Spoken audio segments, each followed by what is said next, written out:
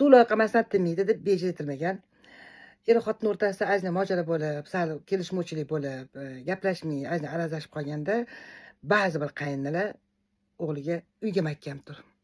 Uyda haqqi yo'q buni. Ya'ni kamiga ana uzatilgan qayni singilmi, qaynagachilar ham keladi-da, kelinga qarab, haqqing yo'q sani. Buni otam qurib qo'ygan. Bu yerda sani haqqing yo'q. Bu yerda faqat bizning haqqimiz bor deydi.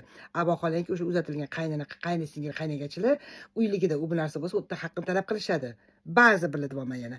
Lekin bu yerda akasi bilan yoki ukasi bilan kelisha olmayotgan kelisini ko'rib, qarasa hayoti hali qilosa turibdimi, darrov uy joyga davo topib, amallab shu kelinni chiqarib yorib, shu uy joyga davo qilmagin deydi. O'shaning uchun ba'zi bir qaynonalar borki, shu uy o'zim nomida bo'ladi, shu qaynona, qaynota nomida bo'ladi. O'lguncha nomida ushlab turadi. Qilib bermaydi. Farzandlarni beti chidamaydi. G'ay ona, tirikligingizda shuni bo'lib bering bizga, ertaga sizdan keyin mojaro bo'lmasin deya olmaydi. Sabab onasini xafa qilib qo'yishdan qo'rqadi. O'shaning uchun biza onalar mana shu tirikligimizda bolalarimizga vasiyat qilib ketdik, kimga nima tegishini. Yo'q, bor shunaqalar, yaxshisiga ham, yomoniga ham qilib ketmaydi. Ketgandan keyin narigi dunyoga aka-ukani o'rtasida, opa-singil, opa-ukalarning o'rtasida so'g'chilik tushadi, mana shu uy-joy talashib. Nima bo'ladi? Bir-biridan uzoqlashadi. O'shanda kim aybdor? Kelin aybdor. Kelin so'g'chilik tushirdi deydi.